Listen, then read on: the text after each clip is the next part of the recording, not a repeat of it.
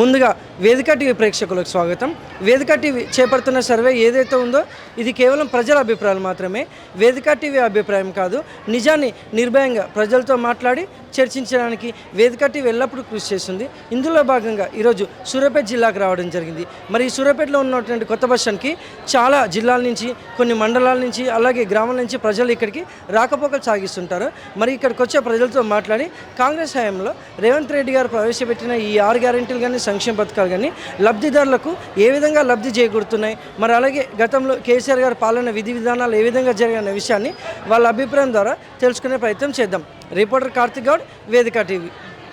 నమస్తే సార్. మీ పేరు సార్? భిక్షం. ఏం చేస్తుంటారు సార్? వ్యవసాయం. గ్రామం, మండలం?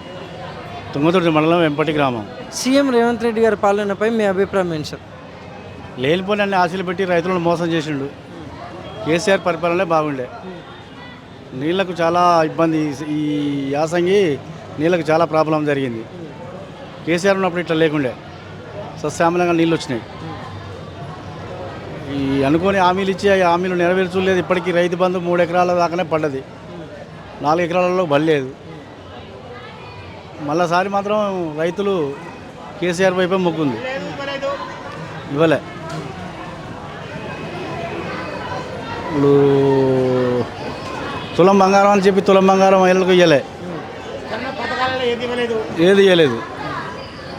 మరి రైతులను మోసం చేసిన చరిత్ర అయితే రేవంత్ రెడ్డిది. మోసం చేసిండు. అంటే ఇప్పటివరకు ఎన్నడూ లేని విధంగా రుణమాఫీ జరిగింది కదా పెద్ద ఎత్తున.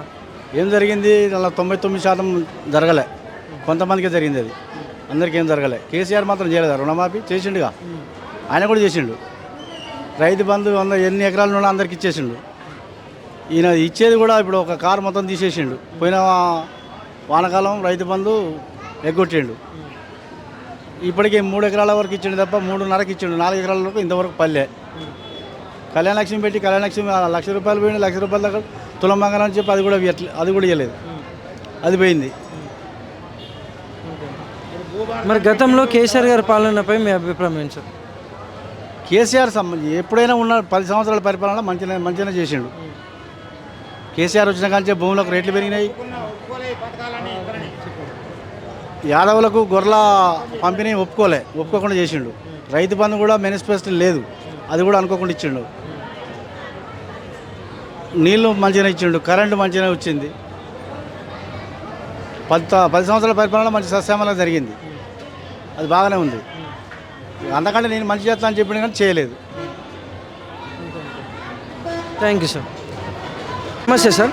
నమస్తే. మీ పేరు సార్? సుదర్శన్. ఏం చేస్తుంటారు సార్? వ్యవసాయం పాలిటిక్స్. గ్రామం, మండలం? అన్నారం గ్రామం, తుంగతుర్తి మండలం. సీఎం రేవంత్ రెడ్డి గారి పాలనపై మీ అభిప్రాయం ఏంటి సార్? కేసీఆర్ కంటే బెస్ట్ అనిపించింది. ఏ విధంగా?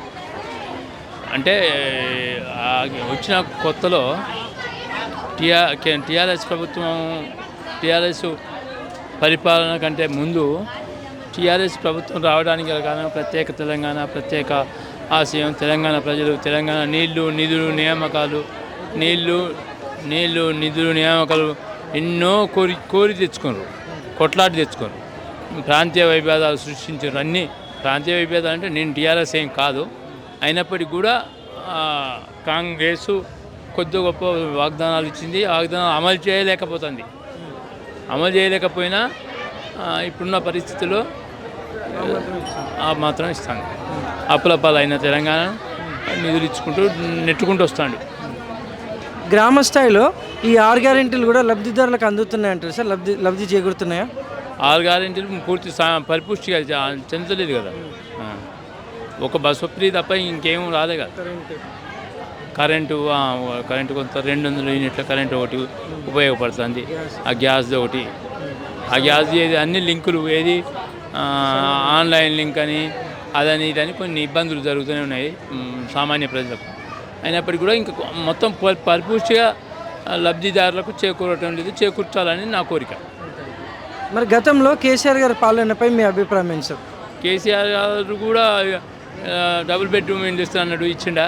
ఇవ్వలేదు.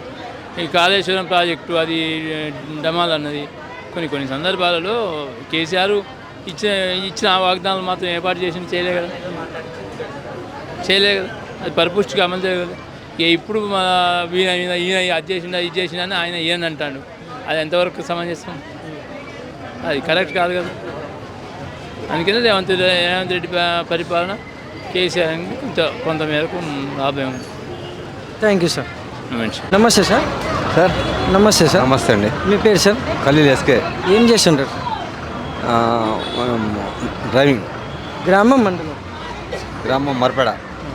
సీఎం రేవంత్ రెడ్డి గారి పాలనపై మీ అభిప్రాయం ఏంటి సార్? బాగానే ఉందండి పరిపాలన. ఏ విధంగా? ఈ విధంగా అంటే మొత్తం ఇంతకుముందు ఆయన రాక వచ్చారు కదా, వచ్చినందుకు 10 years టీఆర్ఎస్ చేసిన తర్వాత చాలా ఇది అయిన తర్వాత ఇప్పుడు రేవంత్ రెడ్డి పాలన మంచిగానే ఉంది.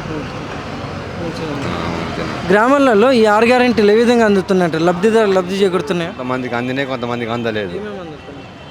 కొంతమందికి అంటే ఈ రైతు బంధు అని అది ఉంటుంది కదా, అది అందలేదు. కొంతమందికి గృహాలు లేడీస్కి అది ఇస్తున్నారు చెప్పారు, అవి అందలేదు కొంతమందికి. అవి మరి గతంలో కేసీఆర్ గారి పాలనపై మీ అభిప్రాయం ఏంటి సార్? కేసీఆర్ పాలన పర్వాలేదండి, అప్పుడు బాగానే ఉండే. ఆయన అంటారు కదా ఇప్పుడు ఆయన మొత్తం ఇది చేసిపోయిండా కేసీఆర్ గారు చేసిపోయారు, అందుకోసం వెనకబడి ఉన్నాం మేము, రాక వచ్చినామని. రేవంత్ రెడ్డి గారి పాలన రాక వచ్చినాం, చేరే వరకు లబ్ధిదారులకు చేరే వరకు లేట్ అవుతుందని రేవంత్ రెడ్డి గారు. Thank you sir. రైట్.